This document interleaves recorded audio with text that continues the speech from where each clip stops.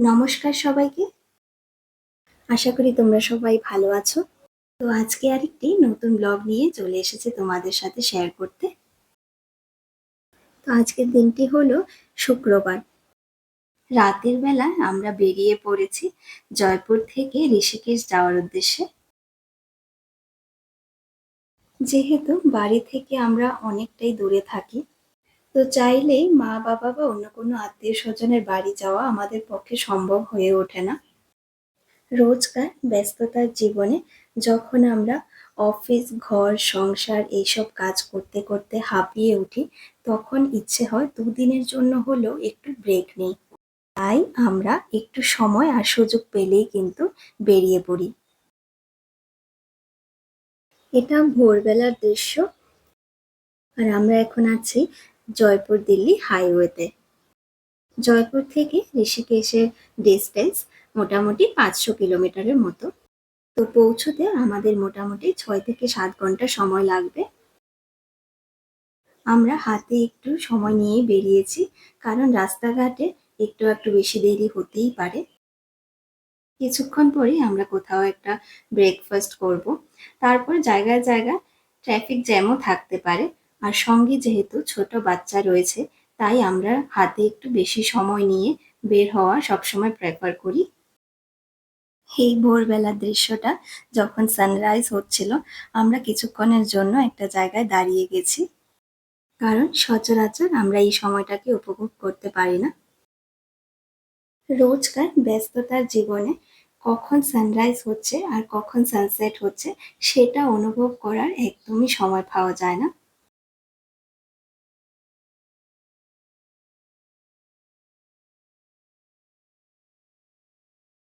বেশিক্ষণ দাঁড়িয়ে থাকলেও চলবে না, তাই জন্য আমরা আবার ড্রাইভিং করা শুরু করে দিয়েছি।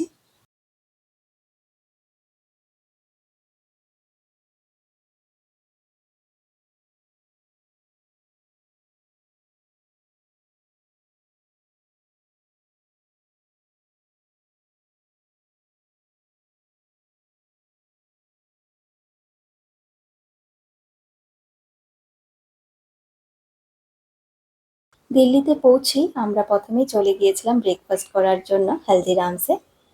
তারপর এখানে আমরা মা ছেলে মিলে নিলাম প্রচুর প্রচুর ফটোজ অ্যান্ড সেলফিস।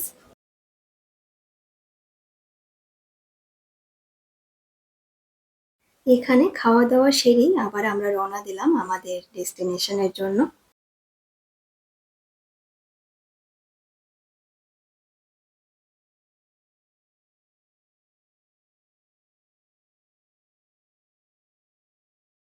তো ফাইনালি অনেকটা ট্রাভেলিং করার পর আমরা পৌঁছে গেছি হোটেলে।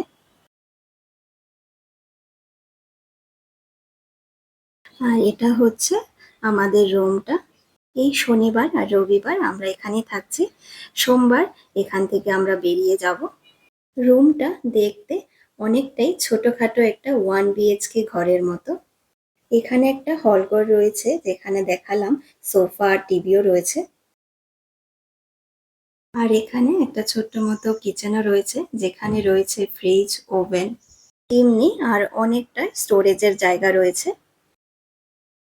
চাইলেই এখানে টুকটাক রান্না করেও খাওয়া যেতে পারে।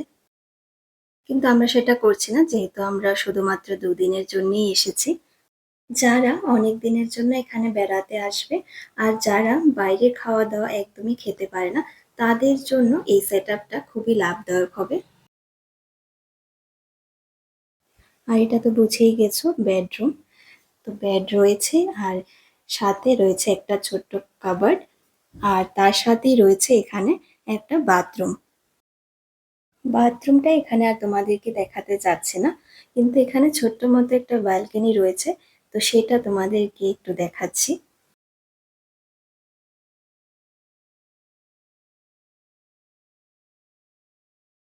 আর এই দিকটা কাঁচের একটা বড় উইন্ডো রয়েছে, যেটা দিয়ে পুরোটা রুম আলো হয়ে যায়। আর সাথেই এই দিকটায় রয়েছে ছোট্ট মতো একটা ব্যালকনি, কিন্তু গরম বেশি হওয়ায় এখানে একদমই বসা যাচ্ছে না। ওয়েদারটা ভালো হলে হয়তো এখানে একটু বসা যেতে পারতো। এই হোটেলটা বুক করার একটাই কারণ ছিল, এখান থেকে গঙ্গা ঘাট একদমই কাছে। এই যে রোডটা দেখালাম, এখান দিয়ে আমরা গঙ্গা ঘাটে যাব। আর এটা হচ্ছে মেইন রোডটা যেটা দিয়ে আমরা এসেছি। আর এই জায়গাটার নাম হচ্ছে সাই ঘাট। তো এখন আমরা যাচ্ছি গঙ্গা ঘাটে। পরের ব্লগে গঙ্গা ঘাটের ভিডিও আমি তোমাদের সাথে শেয়ার করব। আমার ব্লগগুলো ভালো লাগলে প্লিজ চ্যানেলটাকে ফলো করে দিও। আজকে এখানেই শেষ করছি, সবাই ভালো থেকো।